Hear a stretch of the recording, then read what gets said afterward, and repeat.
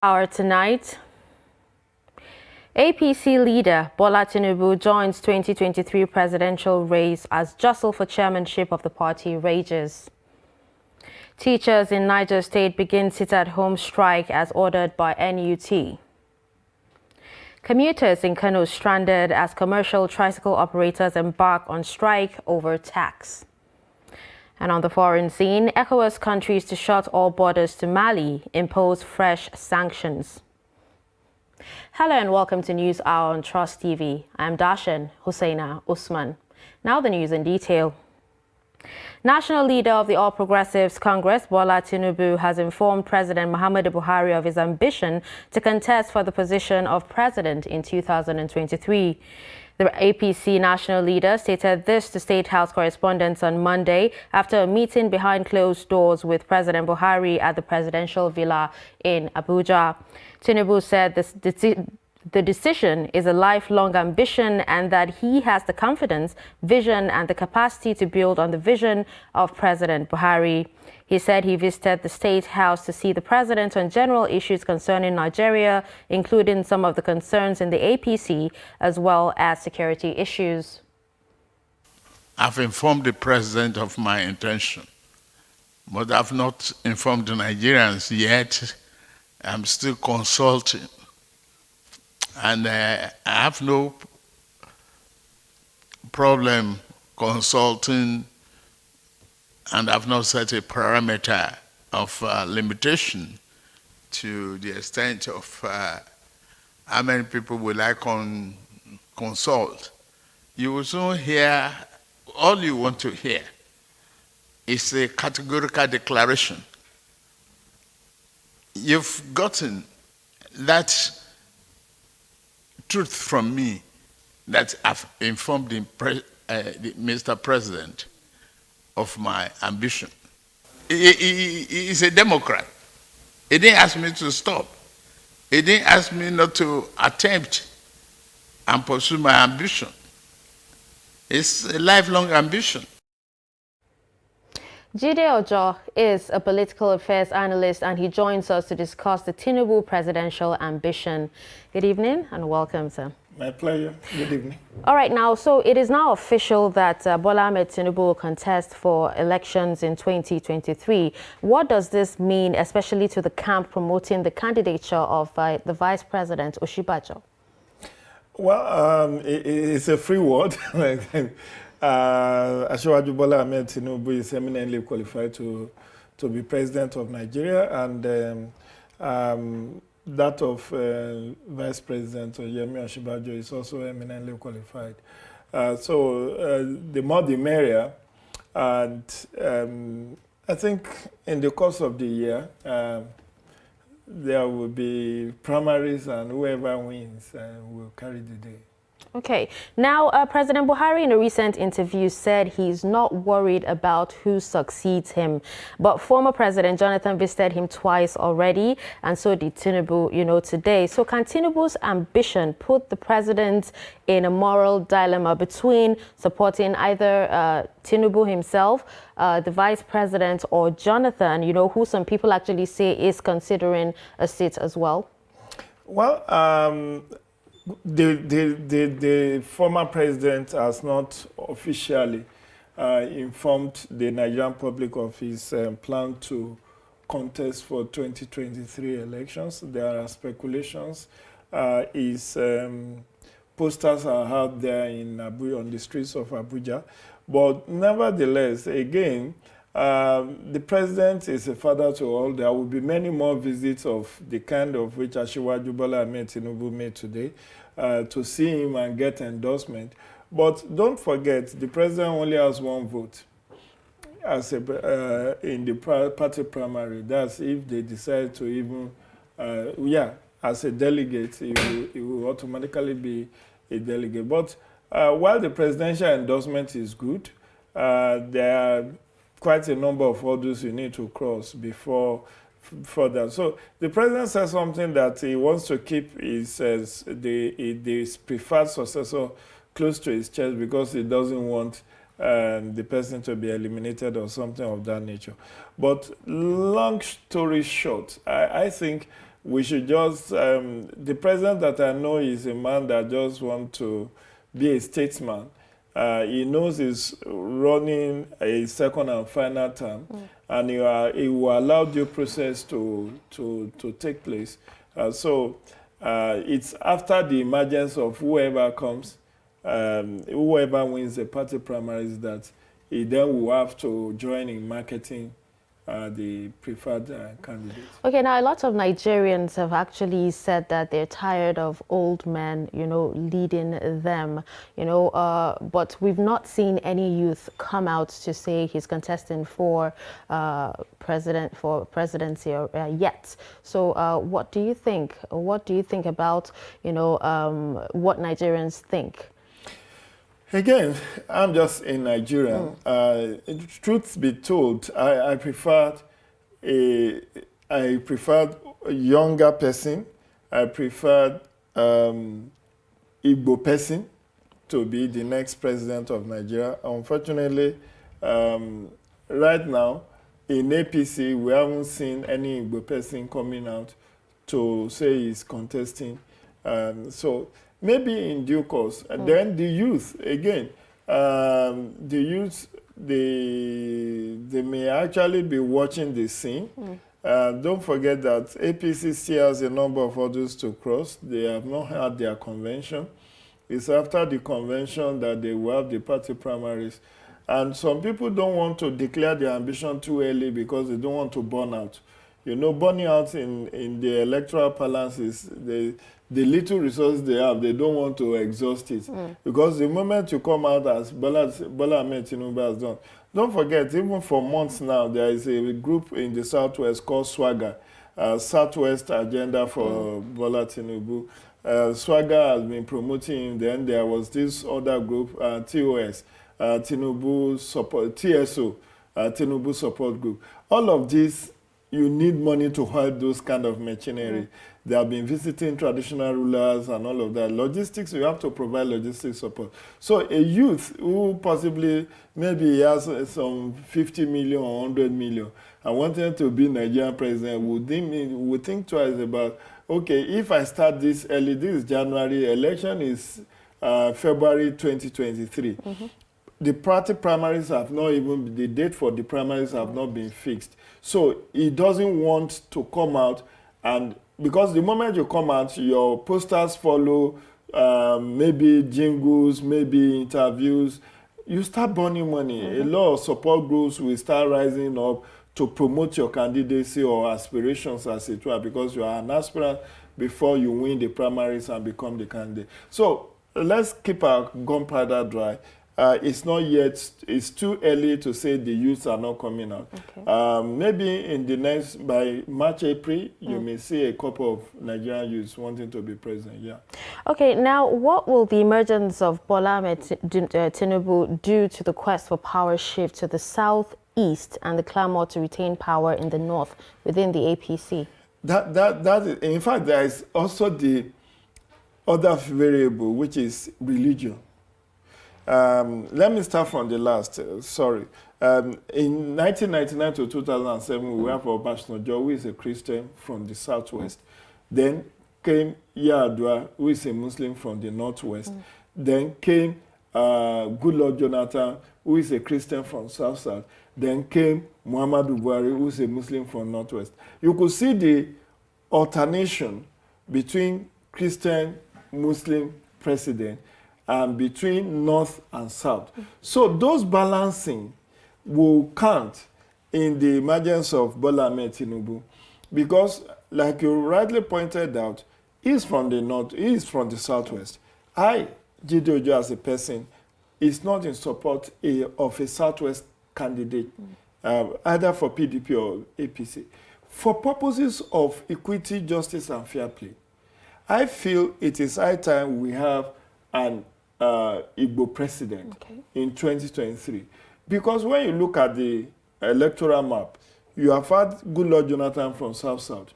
You have had Obasanjo for 8 years from Southwest.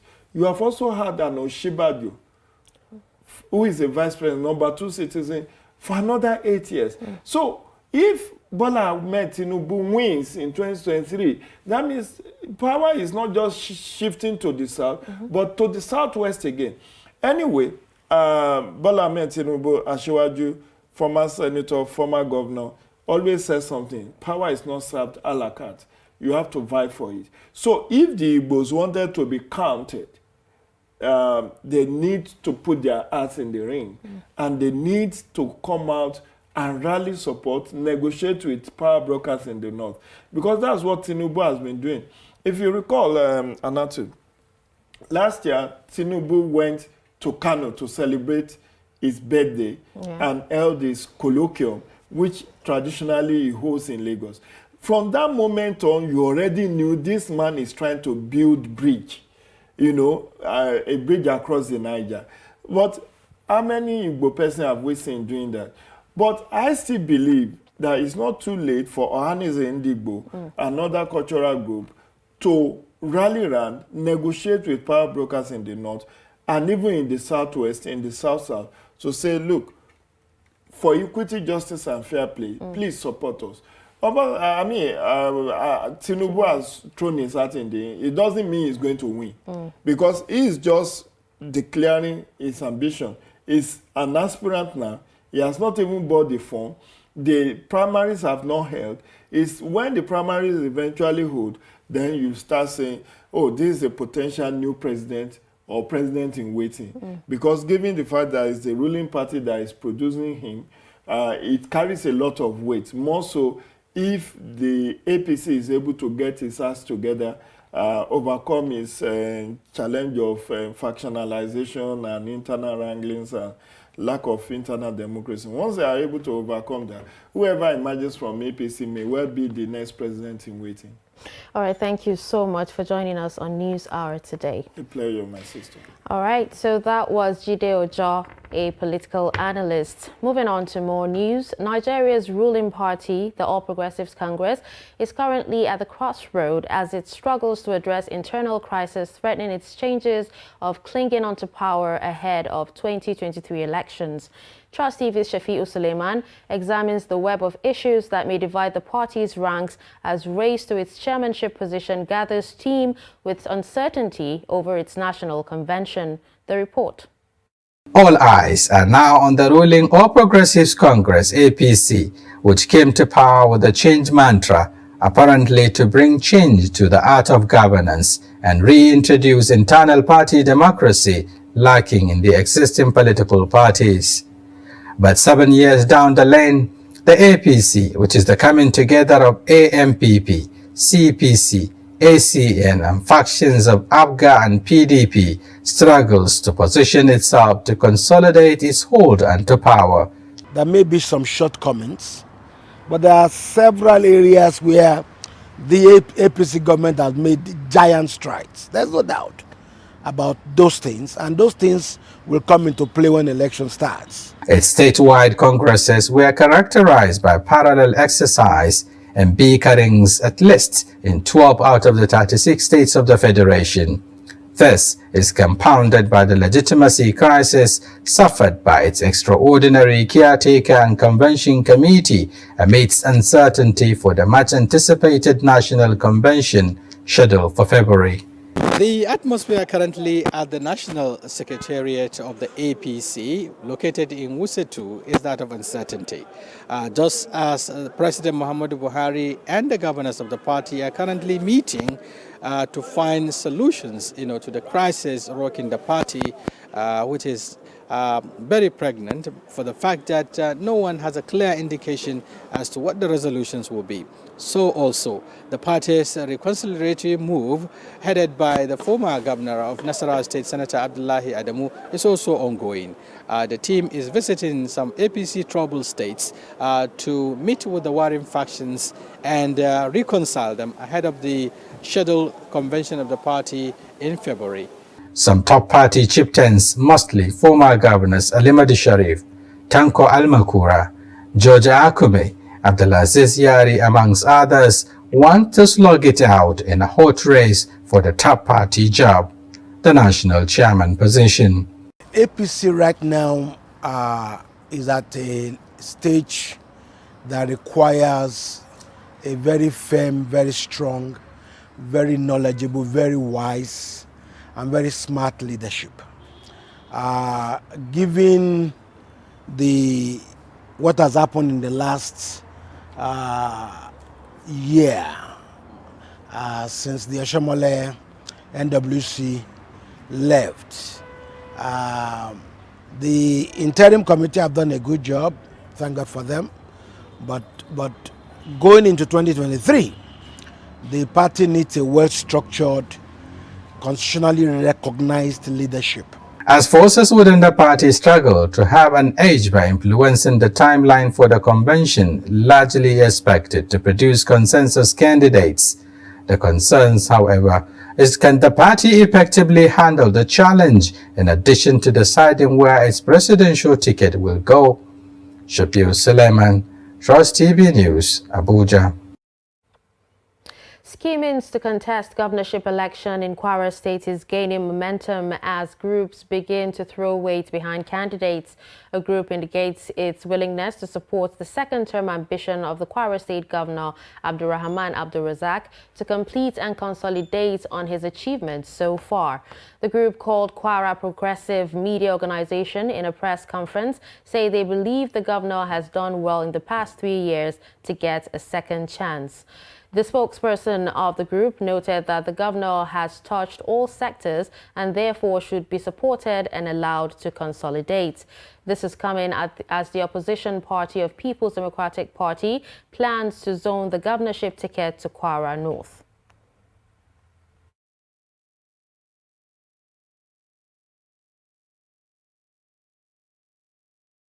Deserves even more than second term, due to what he has done in the States in less than 3 years.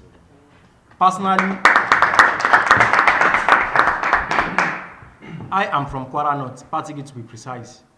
I can tell you in the last 16 years, we have never had the presence of a government in my local government. And the same thing applies to all the 16 local government areas in the state. So if in 3 years we have seen a lot of changes in terms of infrastructure, human capacity development, empowerment, sense of belonging, and even political appointments, especially for the youth category, in my own local government and other parts of the state, I am proud to say that the governor deserves more than second term. PDP has not officially zoned the ticket to Kwara North because that process is unofficially unknown to INEC.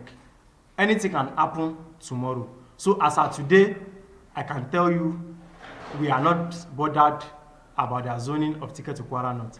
What we are hoping to campaign with is what people can see, and it is there. Governor Abdulrahman Abdulrazak has made it easy for us, and I can tell you that is what we are going to campaign with. As for PDP, there is nothing they can make reference to. Niger State primary school teachers have begun the sit-at-home in compliance with the directives by the state wing of the Nigerian Union of Teachers over percentage salary payments. State chairman of the NUT, Akayago Mohammed, via telephone, said the union had earlier given the state an ultimatum to stop the payment of teachers' salaries in percentages. Mohammed emphasized that the sit-at-home will last for as long as it takes the government to resolve this problem. The strike action commenced as school resumed on Monday from Christmas and New Year break to begin the academic session. Troops have foiled an attack and neutralized 5 bandits in Kwanambataro of Giwa local government area of Kaduna State. The State Commissioner, Ministry of Internal Security and Home Affairs, Samuel Aruwan, in a statement, explained that the troops who were conducting clearance patrols in Giwa local government area received credible intelligence of bandits' movement towards Fatika town.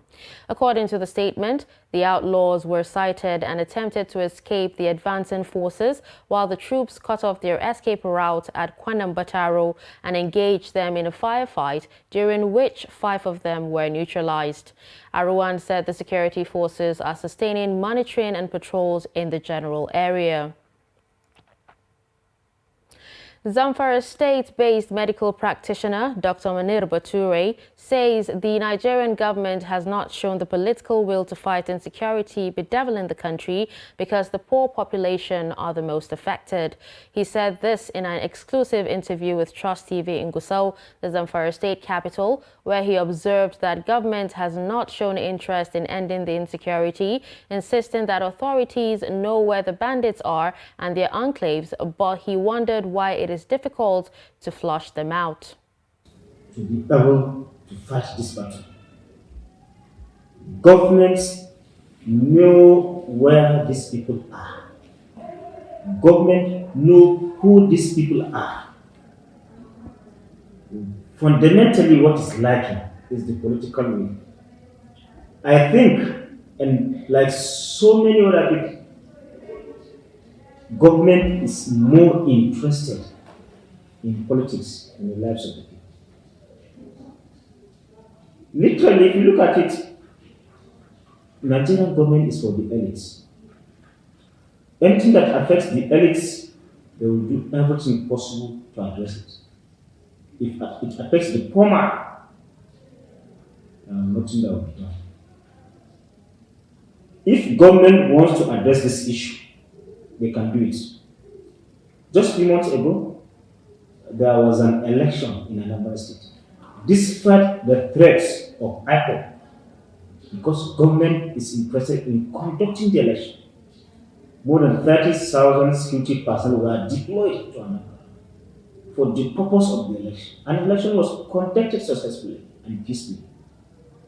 What is stopping federal government from deploying such strength of personalities and resources to the present to address this? Northern youths want multi-stakeholder approach towards ending insurgency, banditry, kidnapping and cattle rustling in Nigeria. Youths under the platform of Coalition of Northern Activists for Peace say the rising insecurity in some northern states may be politically motivated.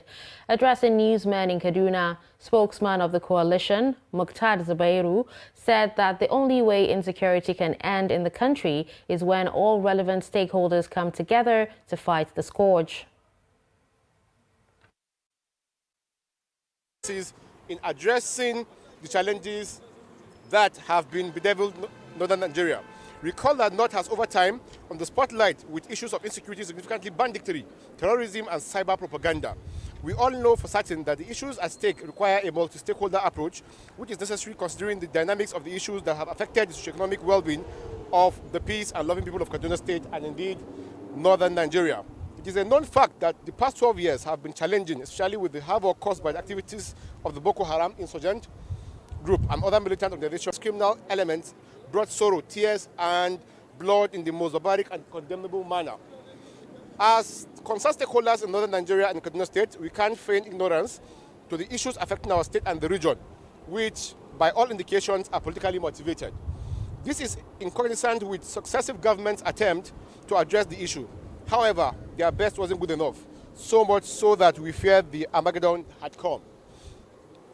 We very expressly join our voices with that of Mr. President to condole with the government of Kaduna of Zamfara State about the recent happenings in the state. We are sure that in the coming days, the people of Zamfara and indeed the world will see and experience lasting peace and tranquility. Archbishop Hilary Dachalom has appealed to Nigerians to tolerate one another in the interest of peace and tranquility so as to have a country that all can be proud of. In an exclusive interview in Bauchi with Trust TV's Adamu Imam, the Catholic Archbishop says Nigeria as a whole cannot be divided because of selfish interest of a few individuals. The report. Archbishop Hilary attributed the lingering security challenges in the country as inhuman, a lack of justice among Nigerians who are so desperate to divide the country. He pointed out that no one could survive without another. So this was it. So bearing in mind this type of Nigeria I grew up, I don't think anybody wished us, neither the Muslim nor the Christian, wants us, likes what is happening today. Do you understand me? Let me say a word before you can come in. really, they don't like it. Nobody wants it. We just got trapped in this situation of misery and mystery. Okay? Yeah. We just got trapped in this situation of misery and mystery that nobody seemed to have a clear clue on how to deal with it. The only thing may be that we might all need to come together, pray to God, and ask us, God, to be merciful on us, and also together let us synergize and agree that we want to end this.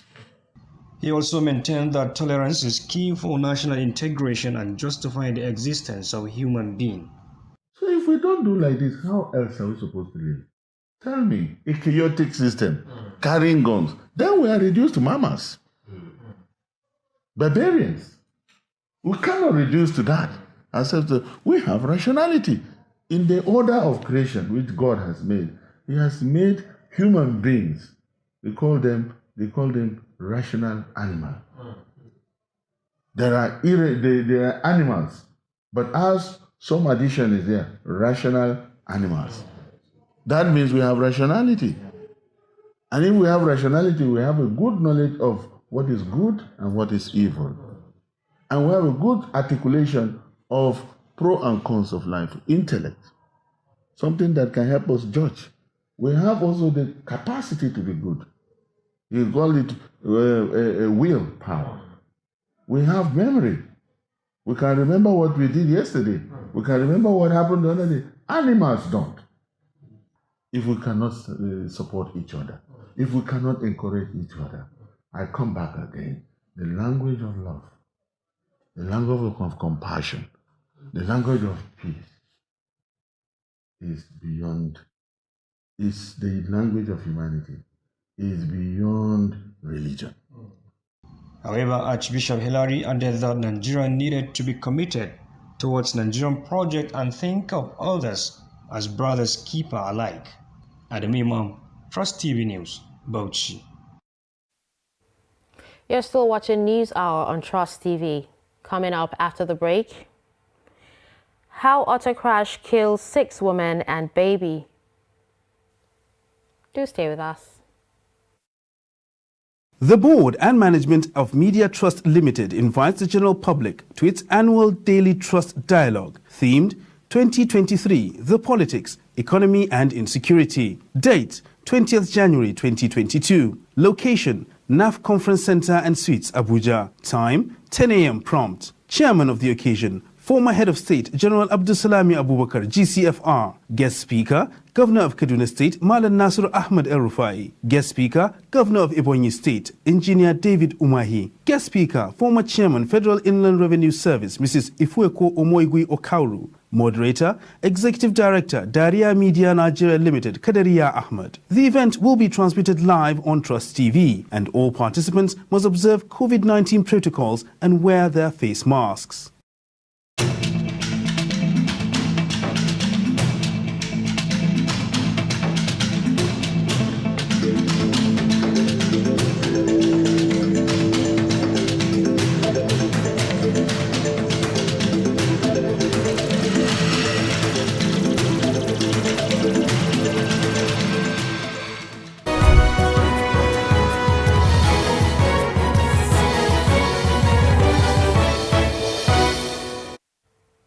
Welcome back to News Hour. Here's a look at some of our major stories. You heard that national leader of the All Progressives Congress, Bola Tinubu, has informed President Muhammadu Buhari of his ambition to contest for the position of president in 2023. Plus, Niger State primary school teachers have begun the sit-at-home in compliance with the directives by the state wing of the Nigerian Union of Teachers over a percentage salary payment on to the teachers in the state. To more news, Governor of Yobe State, Mai Mala Buni, has lifted the ban on the use of motorcycles across 10 local government areas of Yobe North and South senatorial districts. The governor made the announcement at the Emir of Nguru's Palace while commiserating with residents over the recent fire incident at Nguru Market. He noted that residents are now free to use their motorcycle for easy access to their farms, among other legitimate purposes, explaining that the new measure is as a result of improvements in security situation witnessed in those areas. Recall that the state government banned the use of motorcycles in January 2012 during the peak of Boko Haram crisis. Communities to use motorbikes now include Bade, Nguru, Karasua, Yusufari, Machina, Jakusko, Fune, Fika, Nangere and Potiskum local government areas respectively. Commercial tricycle riders in Kano State suspend operations after government commenced enforcement for the renewal of their operation permits. Trust TV correspondent Idris Jibrin reports that the action forced residents and other commuters to move on foot to their various places of work and businesses. The report. Recently, the Kano State Road Traffic Agency commenced renewal of operation permit for all commercial tricycle operators across the state, failure of which will lead to additional penalty or permanent suspension of operation. However, tricycle riders believes that the renewal of the operation permit at the cost of 8,000 naira is too much for them to afford.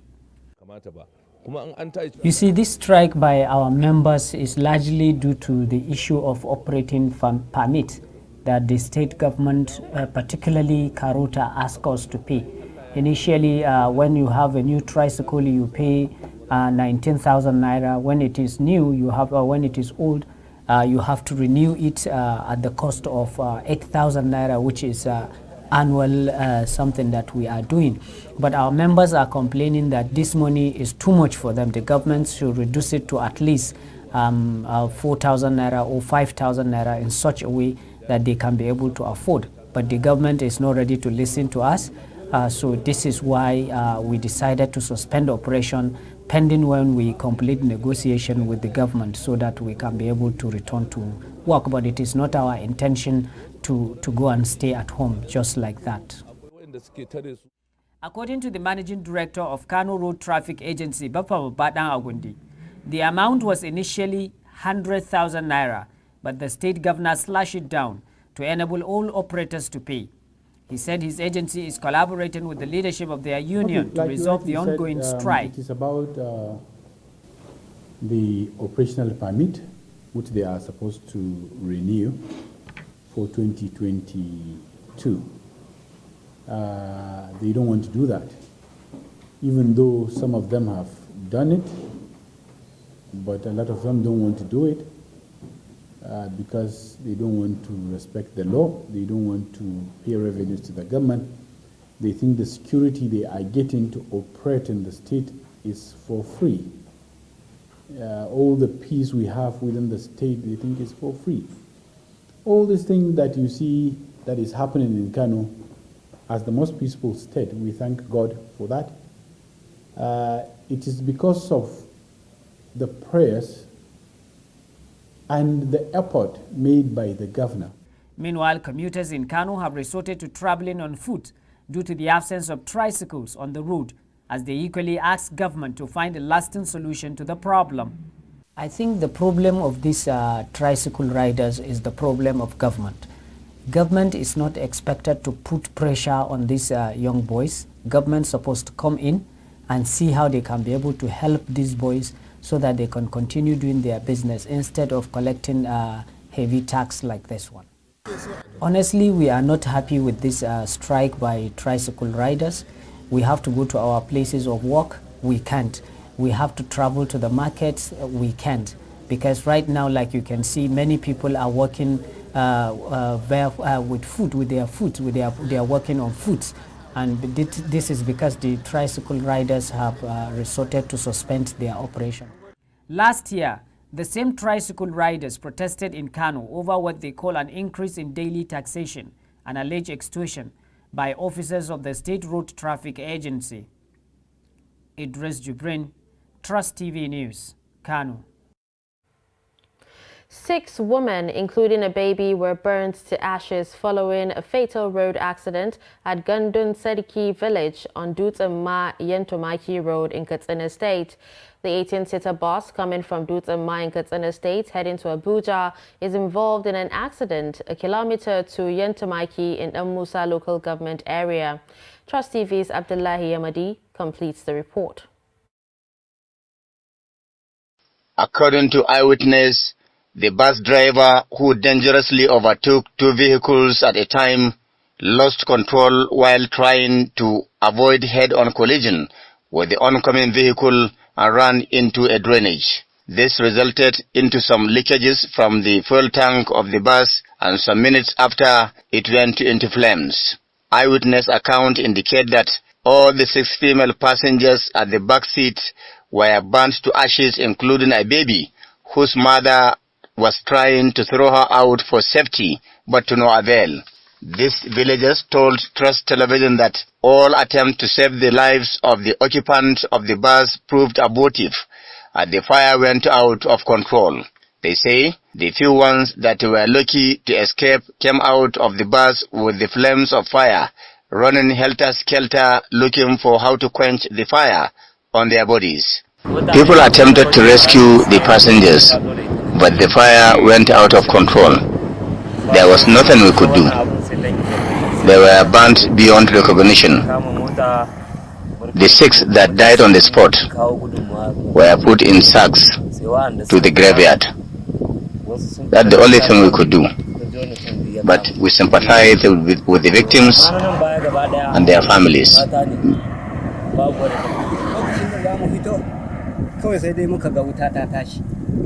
They were running with fire on their bodies. We have done the best we could, but as God have it, 6 of them were dead already. The rest were taken to hospital.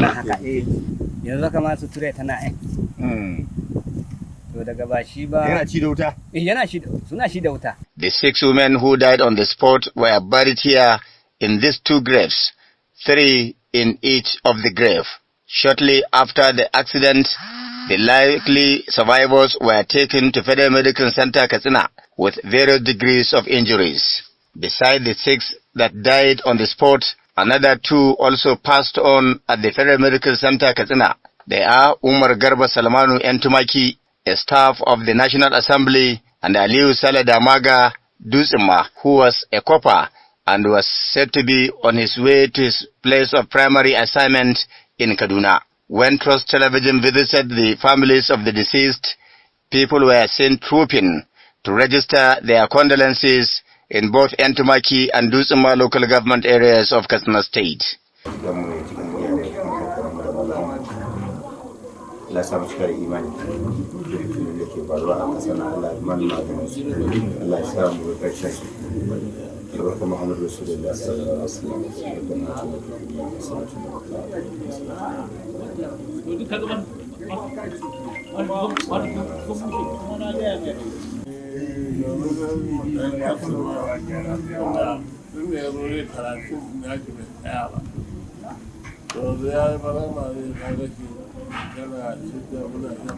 Similarly, one of the survivors of the accident, Ibrahim Mohammed, a staff of Air Force Institute of Technology, Kaduna, who is currently receiving medical attention at the Accident and Emergency Unit of the Federal Medical Center, Katsina, gives account of how the accident occurred.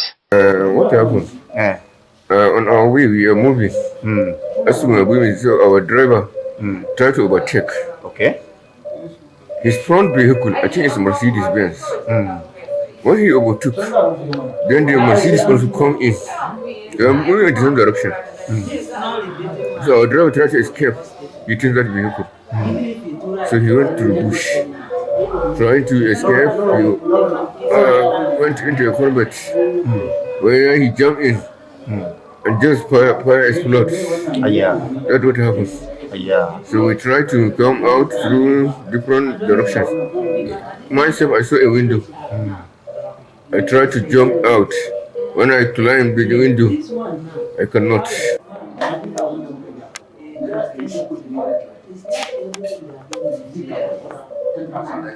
Abdullahi Ismayamadi, Trust Television News, Katsina.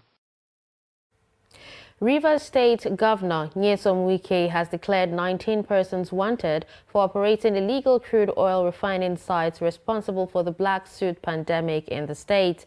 The governor has also directed the Rivers State Head of Service to query one Temple Amakiri, a director in the Ministry of Energy, for abetting bunkering activities and hand him over to the police for investigation and possible prosecution. The report. Governor Wike, in a statewide broadcast, said the government has resolved to pragmatically tackle the soot pandemic by destroying and closing down all identified illegal crude oil refining sites and activities in the state. He stated that following his 2022 New Year message outlining measures to tackle the black soot menace in the state, Task Force on Illegal Street Trading raided some illegal crude oil refining sites in Port Harcourt and arrested a number of persons. The following persons have been identified as kingpins of bunkering and illegal crude oil refining activities in their communities, have been declared wanted and directed to report themselves to the State Police Command, to whom we have already passed their details to. 1. Mr. Zuwike Amadi, OSPAC Commander, Obogoro Community and Chairman of Abo Central OSPAC. 2. 1 Mr. India of Orobolomene Community and Chairman of Oil Bunkering Association in Abo Kingdom. 3. 1 Mr. Oke, who is in charge of oil bunkering in Romo Parade. 4. Mr. Anderson, who is in charge of oil bunkering activities in Obogoro Community. Governor Wike also reaffirmed the total ban on the use of motorcycles in Obio, Akpo and Port Harcourt councils, which was necessitated by the collective threats they pose to the security of lives and property. No person, including corporate bodies, is allowed to operate autos or motorcycles in Obiakpo and Port Harcourt local government areas. Any person or corporate entity that requires the use of motorcycle for any lawful purposes must therefore first apply to the office of the governor for permit and proper documentation of the operational details and particulars of both the motorcycle and designated riders. Against this background, we are hereby issuing the final warning to all those operating motorcycle shuttles and or hawking foreign exchange along Birabi Street, Hotel Presidential GRA Junction by Zenith Bank up to Tumbia Street to immediately leave or be arrested and prosecuted. Governor Wike also placed a total ban on the use of umbrella and table trading stands in the entire old and new GRAs of Obio Akpo, Port Harcourt City and Eleme local government councils of the state. He said the state government has credible evidence that most of the purported traders in front of houses are informants who monitor and pass on vital details and information on the daily movement of every important persons to their criminal collaborators. Consequently, we have placed a total ban on the use of umbrella, table, and makeshift trading stands in the entire old and new GRAs of Obiakpo and Port Harcourt City local government areas. We shall arrest and prosecute any person who violates this ban by trading or encouraging any trading on outdoor tables, umbrella, or makeshift stands in the aforementioned areas. The governor urged residents of the state to report those involved in illegal crude oil refineries, as full names will be published and declared wanted for those in Okrika and some other parts of the state if they fail to voluntarily report to the police. A medical doctor working with the World Health Organization in Benue State has reportedly died of Lassa fever. Daily Trust reports that Samuel Nyito died on Sunday from the disease after being referred to Iroa Specialist Hospital in Edo State. The state's Commissioner of Health and Human Resources, Dr. Joseph Ngbea, confirmed to journalists in Makurdi on Monday that only the doctor taken to Iroa died. Ngbea said one other confirmed case is receiving treatment at the Benue State Teaching Hospital is stable. The commissioner urged residents in the state to keep away anything that will encourage rats, and when in doubt about fever not responding to the treatment, they should immediately report to the hospital for early medical attention. You're still watching News Hour on Trust TV. We'll be right back.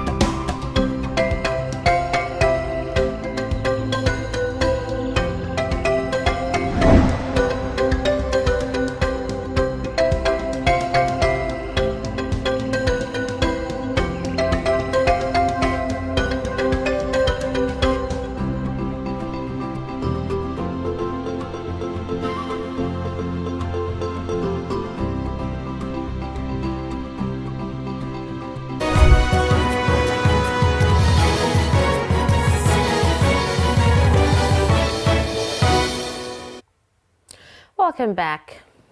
Moving on to business, Governor Umara Zulum has signed the 2022 appropriation bill of 269.6 billion naira into law on Monday. According to the Speaker of Borno State House of Assembly, Abdul Karim Lawang, it made an additional 1.7 billion naira to cover some items that were not captured in the budget, raising from the initial 267.9 billion naira. The Borno State Governor warned his Executive Council members that he'll not entertain requests outside the provisions of the 2022 budget. He stressed that commissioners must track their expenditure for the year, emphasizing that all departments and ministries will be scrutinized. The governor also signed the Child Protection Rights Bill and Violence Against Persons Prohibition Bill into law. The commissioners has to have their own diaries. I will not take it lightly. If you know that you don't have provision for such projects to be executed in the year 2022 budget, kindly don't send it to me. I will term such submissions as clumsy, one, and then secondly, I will term it as an ineptitude of the members of the State House of Assembly, members of the Borno State Executive Council, to send any request to me that is outside the budget, which is very important. Again, you also have to track your own expenditure. Let's join Chamunda Beng for more business news.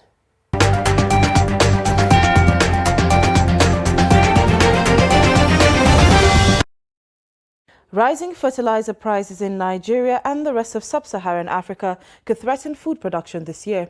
According to an Abuja-based farmer, Innocent Mukidi, and some analysts, they warn that high prices and tight supplies of fertilizer will contribute to rising food inflation. According to them, it has become a challenge for farmers to access fertilizer at the current price, adding that apart from fertilizer, the rising costs of other essential inputs such as seeds and pesticides are also on the rise, weighing heavily on farmers as they prepare for the planting season. Federal government has promised to use the 0.25% levy on profit before tax (PBT) to fund the National Agency for Science and Engineering Infrastructure (NASENI). The Executive Vice Chairman and Chief Executive of NASENI, Mohammed Haruna, said the Nigeria financial law would confirm 0.25% levy on commercial companies to fund NASENI and research and development (R&D) in the first quarter of this year to boost surveillance against criminal elements vandalizing public infrastructure in Nigeria. According to the minister, there are over 50,000 base transceiver stations (BTS) across the nation, making it difficult to man manually, except through the deployment of modern technology. However, stakeholders in the industry said the deployment of the technology cannot be decreed by fiat, as it is purely a business decision of the operators that won the spectrum bid, adding that the decision is also a function of factors such as availability of the requisite equipment, business operating environment, and many others. Senate Committee on Public Accounts has begun investigation of 14.7 billion naira proceeds of privatization of the defunct Power Holding Company of Nigeria, PHCN, allegedly hidden in commercial banks by the Bureau of Public Enterprise, BPE. The committee is acting based on an audit query in the Auditor General for the Federation's annual report on non-compliance and internal control, weaknesses, issues in ministries, departments and agencies of the Federal Government of Nigeria for the year which ended 31st December 2019. The query stated that the funds were still in the banks as of December 31st, 2016, whereas the privatization of the PHCN had been concluded since 2013. Kano State Government has partnered with the private sector to inaugurate the 5-year Education Strategic Investment and Development Initiative aimed at systemic development of the education sector in the state. The project is to focus on graduates at secondary, vocational and tertiary levels. The state government is to provide 30% of the funding, while the remaining 70% is to be sourced from donor agencies and grants from international agencies. During the inauguration of the project, the Chief Organizing Officer of the initiative, Abdullahi Yabo, says among other core objectives, the project is aimed at boosting school enrollment, retention and completion rates among Kano children. He noted that the project would also focus on teacher competence, learner achievement and quality education through curriculum upgrades and other soft and hard inputs. That's all for Business News. I am Chamun Dabeng.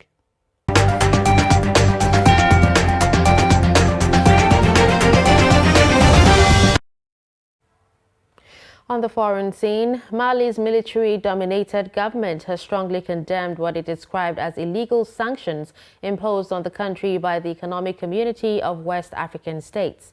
Let's join Aisha Haruna for more on foreign scene. Mali's military-dominated government has strongly condemned what it described as illegal sanctions imposed on the country by the Economic Community of West African States, ECOWAS. Military spokesman Colonel Abdullahi Maiga said in a televised statement on Monday that on the basis of reciprocity, Mali has decided to recall its ambassadors and close its land and air borders with the states concerned. On Sunday, ECOWAS and the West African Economic and Monetary Union imposed a raft of economic and diplomatic sanctions in response to Malian military leaders' desire to push back elections until 2025. The meeting in Ghana of regional leaders followed months of increasing tensions over the timetable for restoring civilian rule in Mali after 2 coups and a military takeover. A military-run court in Myanmar has found civilian leader Aung San Suu Kyi, who was overthrown in last February's coup, guilty on at least 3 charges and sentenced her to 4 more years in prison. The 76-year-old Nobel Peace Prize winner was detained as the military seized control of the country nearly a year ago and has been slapped with nearly a dozen charges that critics say are politically motivated. She is sentenced to 2 years for the possession of unlicensed walkie-talkies and 2 years for breaching coronavirus curbs. Aung San Suu Kyi, who denies all charges, is on trial in a closed court and could be sentenced to a total of more than 100 years in prison if found guilty on all counts against her. Rights group Amnesty International said on Twitter on Monday the new convictions are the latest act in the fascistic trial against the civilian leader. It called for her release along with thousands of others unjustly detained since the coup. At least 9 children have been killed and 4 others wounded in an explosion in eastern Afghanistan near the border with Pakistan. The blast on Monday took place when a cart selling food items struck an old unexploded mortar shell in Bainan village in the district of Laulopar. According to a statement from the office of the governor of Nangarhar province, the wounded children were taken to the regional hospital in the provincial capital of Jalalabad for treatment. Afghanistan is among the countries with the most unexploded landmines and other ordnance from the country's decades of war and conflict. When the ordnance detonates, the victims are often children.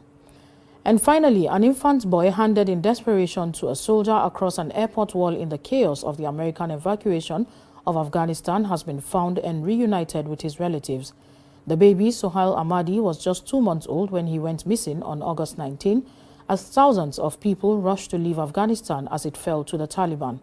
Sohail was located in Kabul, where a 29-year-old taxi driver named Hamid Safi had found him in the airport and took him home to raise as his own.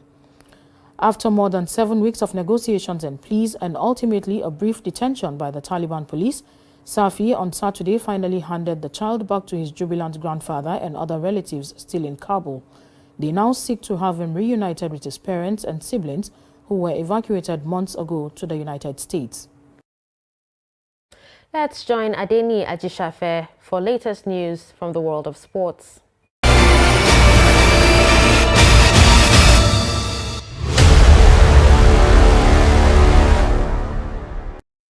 Hello and welcome to Sport News. Host nation Cameroon with a 2-1 victory over Burkina Faso on Sunday in their Group A encounter at the Paul Biya Stadium, Olembe, Yaoundé. Vincent Abubakar, the Indomitable Lions captain, was on hand to score 2 penalty kicks. Stallions of Burkina Faso scored in the 24th minute as Gustavo Sangare slotted into the roof of the net from Bertrand Traore's cross. Cameroon had not won against the Stallions in their past 4 meetings, but Antonio Consicao's team found a way through. Cape Verde defeated 10-man Ethiopia 1-0, courtesy of Julio Tavares' header. In athletics, Athletics Federation of Nigeria AFN has unveiled its program of activities for 2022. Registration and documentation of all states and clubs affiliated to the Federation and new clubs willing to be part of its programs ongoing at the Federation Secretariat in Abuja will run throughout January, with the first AFN All-Comers event featuring non-Olympic event scheduled to hold on the 29th of this month at Ozoro or Asaba in Delta State. The second AFN All-Comers competition will hold between 25th and 26th February, which will also have an on-sidelines anti-doping seminar for athletes and coaches among several programs listed for the year. Super Eagles captain Ahmed Musa says the team is ready to battle the Pharaohs of Egypt in Group D opening game of the 2022 Africa Cup of Nations in Cameroon on Tuesday, January 11th. Musa says the team is in high spirits as Augustine Guavon is prepared to take the team to AFCON glory. Musa also said winning the tournament will have impact on Nigeria. Definitely, I talk to the players. We know what's important, because this tournament, when we win it, is going to make a very big impact to our own country, so for our own family too. So definitely we are all ready. We know that we know what we can do. If we give all our best, we know that we can win the tournament, inshallah. Enyimba International Labour had to PIP Shooting Stars 1-0 in match day 5 of Nigerian Professional Football League. Enyimba International, after 2 losses, bounced back to winning ways as Godwin Emmanuel netted the winning goal in the 86th minute. Sunshine Stars trashed Kano Pillars 3-0. Akwa United suffered their second defeat of the season with a 1-0 loss to Lobby Stars at Upper Aku Stadium, with a lone goal scored by Saidu Mubarak in the 83rd minute. With that, we've come to the end of News Hour on Trust TV. I'm Dashan Husseina Usman. Thanks for watching.